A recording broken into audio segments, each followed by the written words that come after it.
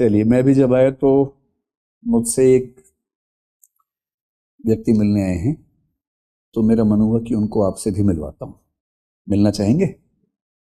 बुलवाओ उनको, बुलवाओ। आइए आइए आइए, आप उठिए इधर, आपको बड़ा मजा आएगा। आइए।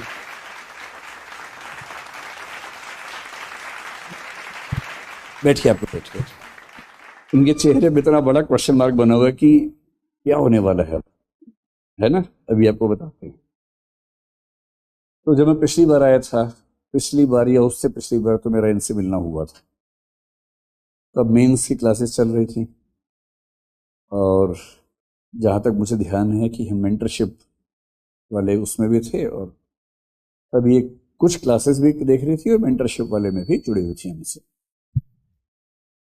तो ये मुझसे मिली, ये बोली कि मैं आरएएस का एग्ज़ाम दे रही हूँ मेंस का, लेकिन मुझे उम्मीद बिल्कुल भी है नहीं। तो मैंने उनसे पूछा कि थोड़ा सा बताइए परिचय अपना, क्या कहानी है, कैसे है। तो इनका नाम है रोहिणी गुर्जर। ठीक है। दुर्भाग्य एक पर एक इनके साथ बहुत सारे हो गए। एक दुर्भाग्य ये कि इनके पति नहीं रहे। तो उसके बाद तो आदमी आमतौर पर टूट ही जाता है। पर इन्होंने हिम्मत की कि मैं अपनी ज़िंदगी बदलने की कोशिश करके देखती हूँ। तो बड़े हौसले के साथ आई थी उस समय कि एग्ज़ाम दूंगी। तैयारी थोड़ी कम थी, पर अच्छा ये हुआ कि एग्ज़ाम थोड़ा सा पोस्टपोन हो गया, तो इनको समय थोड़ा सा मिल गया। फिर जो दादी जी इनके पीछे पड़ी हुई थी कि तुम्हें एग्ज़ाम देना है, नौकरी में आना ही आना है, उस बीच में उनका भी देहांत हो गया। तो जो आपको मोटिवेट करता हो अगर वो ही ना रहे, तो आप समझ सकते हैं कि कितना मन बेचैन होता है। फिर कुछ महीने लगे और कॉन्फिडेंस लौटा। ये इनकी ननद हैं, इनकी बड़ी भूमिका रही इस पूरे प्रोसेस में कि आप तैयारी कीजिए। फिर जयपुर में जाके तैयारी कर रही थी। मेंस बहुत नज़दीक था। मेंस के कुछ दिन पहले, शायद 8-10 दिन पहले, 7 दिन पहले, इनकी 10 साल की बेटी की मृत्यु हो गई। 10 साल की बेटी, अचानक, उसे कुछ भी नहीं था। इनको बेचैनी हुई, ये घर गई, मिली, और अचानक उसकी तबीयत खराब हुई और आईसीयू में गई, और वो नहीं बची। अब सोचिए किसी के साथ ऐसा हो जाए, उसके 7 दिन बाद उसका एग्जाम है मेंस का, तो इन्होंने तो हाथ पैर छोड़ दी कि मैं एग्जाम दूंगी नहीं। फिर परिवार के लोगों ने, विशेष रूप से इन्होंने बहुत संभाला, समझाया कि देखो अभी तो आपको खराब लग रहा है, लेकिन एग्जाम छोड़ दोगे तो फिर बाद में हमेशा खराब लगता रहेगा। फिर वो कि एग्जाम चलो दे के देखती हूँ। फिर जयपुर आई, और एग्जाम के 2 दिन पहले एक्सीडेंट हो गया, और एक आंख बंद हो गई। चोट भी आंख पे लगी। 2 दिन बाद मीन्स है। 7 दिन पहले एक हादसा घर में हुआ बेटी के साथ। 2 दिन पहले एक्सीडेंट हुआ। एक आंख काम ही नहीं कर रही है, पट्टी बंधी है। एक आंख खुली थी, उससे पूरा मेंस लिखा। और अच्छी बात यह है कि उसके बाद भी सिलेक्शन हो गया है। और अब ये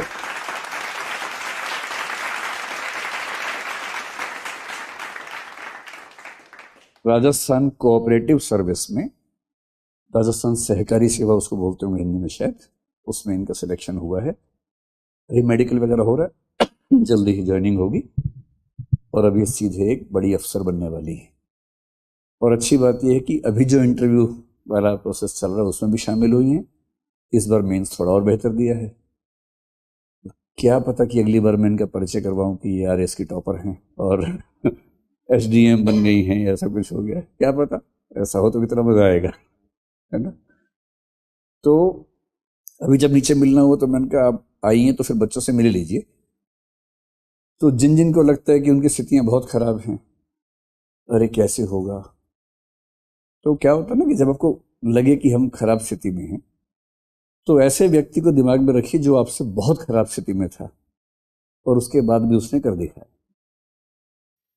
और जब जब लगे कि आप बहुत तोप हैं, तो किसी ऐसे तोप को दिमाग में रखिए जो बहुत बड़ा तोप था और कुछ नहीं कर पाया, उससे पैर जमीन पे रहते हैं। और जब लगे कि पैर उखड़ रहे हैं, तब एक ऐसी कहानी याद रखिए कि जो हमसे बुरी स्थिति में था, इससे बुरी स्थिति क्या सोच सकते हैं। इतने सारे हादसे एक पे एक होते गए, और उसके बाद भी देखिए, और एक गांव के पारिवारिक माहौल से, घरेलू माहौल से निकल के सीधे सिविल सर्वेंट बन जाना। इसीलिए सिविल सर्विस को बोलते हैं जिंदगी में सबसे बड़ा टर्निंग पॉइंट होता है, एक झटके में चेंज होता है। दो ही चीजें मोटे तौर पे ऐसी होती हैं, एक होती है शादी, कई लोगों के मामले में जिंदगी एक झटके में चेंज हो जाती है।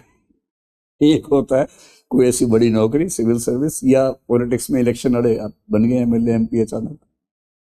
तो ऐसा टर्निंग पॉइंट, ऐसा पैराडाइम शिफ्ट जिंदगी में बहुत कम लोगों के आता है।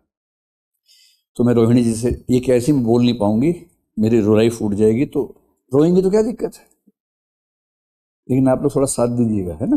अभी वो डरी हुई है मंच पे आने से, और उनकी स्थितियां देखते हुए विशेष रूप से। इन बच्चों में सबसे अच्छा कौन है पढ़ने में? कौन बच्चे सीरियसली पढ़ते हैं अच्छे से?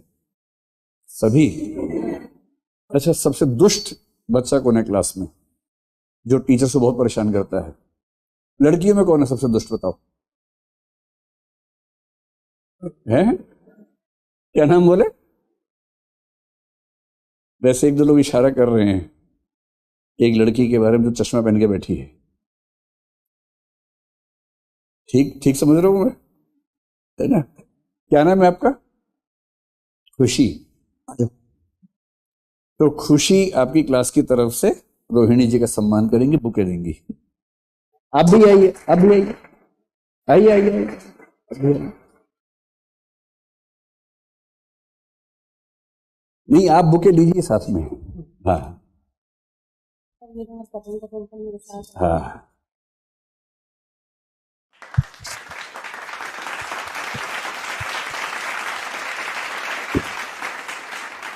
तो खुशी आपके आसपास जो बैठे हैं आपके दोस्त ना, वो दोस्त नहीं है, वो दुश्मन है। जैसे मैंने बोला सबसे दुष्ट बच्चा को ना, 3-4 लोगों ने अपनी आंखों से इशारा किया, ये, एक दो ने हाथ से भी इशारा किया, ये है। तो क्लास के बाद हिसाब बराबर कर देना उन सबके साथ। आप समझ ही गए होंगे मैं किसकी बात कर रहा हूँ, है ना। 3-4 की बात कर रहा हूँ, एक की नहीं कर रहा हूँ, क्योंकि आपकी नजर में एक ही व्यक्ति ऐसा है, 3-4 हैं। अपनी जासूसी बढ़ाइए और देखिए कौन कौन लोग घर के अंदर से लंका ढा रहे हैं। ठीक है, तो अब रोहिणी जी आपके सामने बोलेंगे, उत्साह बढ़ाना है, ध्यान रखिएगा इस बात। लीजिए।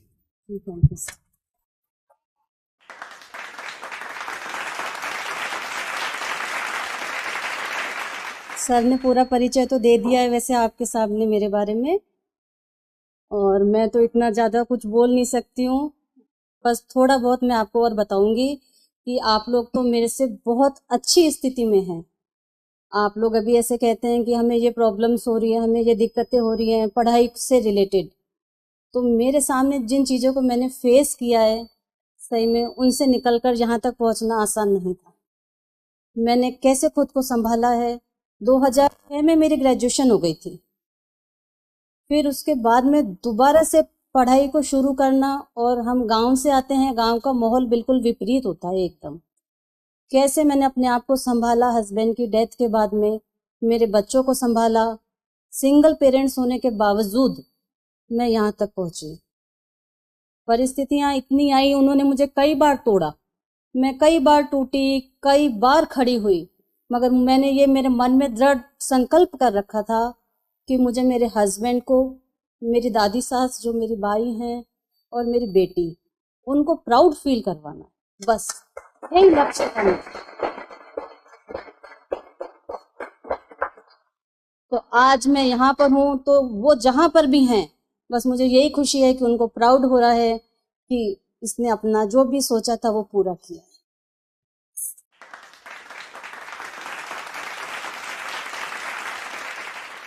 दोलेन बोलिए अभी, अच्छी ननद कैसे बनते हैं बताइए।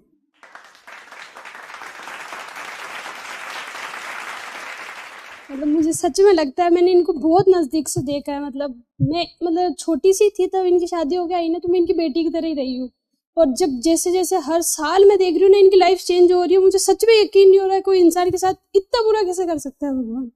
मतलब गांव वाले भी ये बोलने लगे कि इनकी किस्मत है, ये क्या है, बस भगवान अब इनके साथ अच्छा कर दो। एक तो होता है ना अपन बोलते हैं कि भगवान मेरे साथ अच्छा कर दो, पूरा गांव बोल रहा है भगवान इनके साथ अच्छा कर दो, और सच्ची में इनका लास्ट में मतलब बहुत बहुत अच्छा हुआ है। मतलब अब बहुत कुछ खो के पाया है बट बहुत बड़ी चीज पाई है इन्हें।